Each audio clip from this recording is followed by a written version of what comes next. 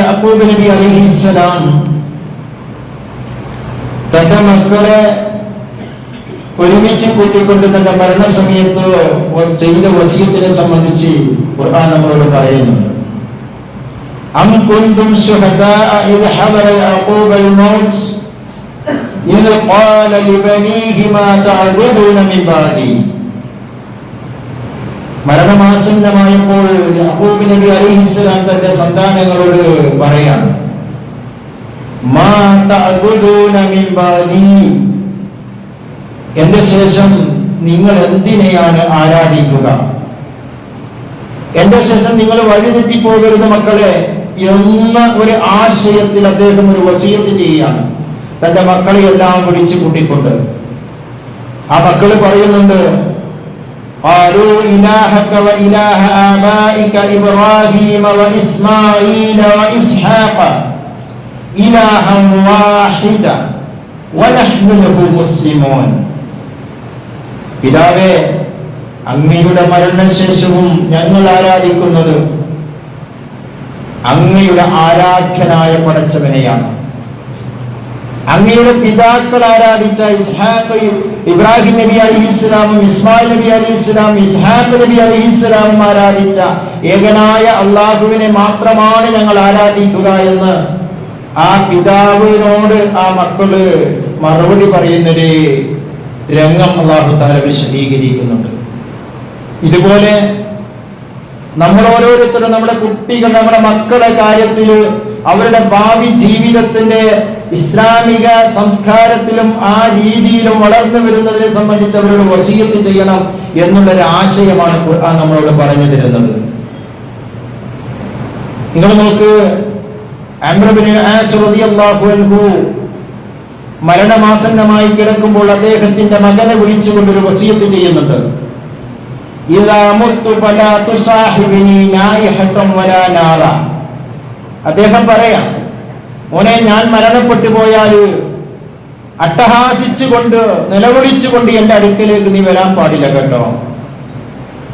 അതുപോലെ ജാഹിലിയ കാലഘട്ടത്തിൽ അറബികൾക്കിടയിൽ ഒരു സംസ്കാരമുണ്ടായിരുന്നു. മരിച്ച മനുഷ്യന്റെ സമീപത്ത് വിളക്ക് കത്തിച്ച് വെക്കുന്ന ഒരു രീതി ഉണ്ടായിരുന്നു. അതും നീ ചെയ്യരുത് മോനെ എന്ന് പറഞ്ഞു. ശേഷം അദ്ദേഹം വേറൊരു കാര്യവും കൂടി വസിയത്ത് ചെയ്യുന്നുണ്ട്.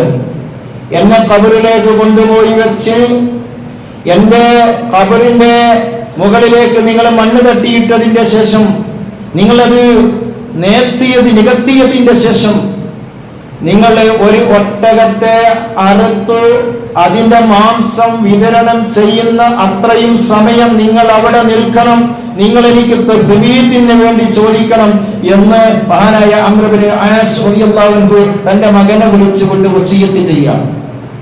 ഹുദൈഫ റളിയല്ലാഹു അൻഹുവും അങ്ങനെ തന്നെ വസിയത്ത് ചെയ്യുന്നുണ്ട്. നിങ്ങൾ എന്റെ സമീപത്ത് വെച്ച് അട്ടഹാസിച്ച് നിലവിളിച്ച് കരയാൻ പാടില്ല എന്ന്. അബൂ ഹുറൈറ റളിയല്ലാഹു അൻഹുവിന്റെ വസിയത്ത് അങ്ങനെയായിരുന്നില്ല, വേറെ രൂപത്തിലായിരുന്നു.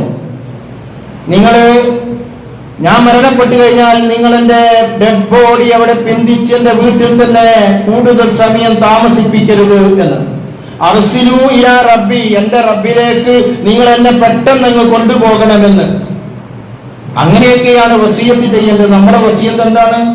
എന്റെ ഖത്തറിലുള്ള മകൻ ഞാൻ മരിച്ചാൽ ഓൻ വന്നിട്ടാണേ എന്റെ മയ്യത്ത് മറമാടാകൂ എന്നാണ്. ദുബൈയിലുള്ള മകന്റെ മകള് വന്നിട്ടാണേ എന്റെ മയ്യത്ത് മറമാടാൻ പാടുള്ളൂ എന്നതാണ് നമ്മുടെ വസിയത്ത്. സ്വഹാബത്തിന്റെ വസിയത്ത് അങ്ങനെ ആയിരുന്നില്ല. എത്രയും പെട്ടെന്ന് മയ്യത്ത് കൊണ്ടുപോയി ഖബറടക്കണമെന്നാണ് റസൂലുള്ളാഹി സ്വല്ലല്ലാഹു അലൈഹി വസല്ലമ പഠിപ്പിക്കുന്നത്. ആ കാത്തു നിൽക്കുന്നത് നല്ലതല്ല, കാത്ത് കാണുന്നതിൽ പുണ്യവുമില്ല എന്നുള്ള ഒരു കാര്യം നമ്മൾ മനസ്സിലാക്കണം. സമൂഹം അതൊക്കെ വളരെ പുണ്യമാണ്. ആ കാത്തു നിൽക്കലും ഫ്രീസറിലൊക്കെ വെച്ചിട്ട് ദിവസങ്ങളോളം കാത്തു നിൽക്കുന്ന രീതി പുണ്യമാണെന്നാണ് പലരും ധരിച്ചു വെച്ചത്.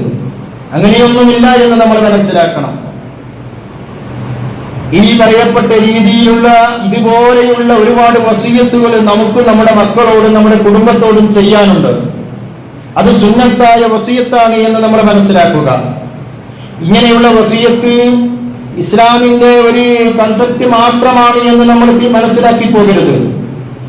ഇസ്ലാമിൽ മാത്രമല്ല, ഇന്ന് രോഗികളെ പരിചരിക്കുന്ന പാലിയേറ്റീവ് വിദഗ്ധന്മാർ വരെ വസിയത്തിന്റെ കാര്യത്തിൽ വളരെ ഇമ്പോർട്ടന്റ് ചെയ്ത കാര്യങ്ങൾ പറയുന്നുണ്ട്.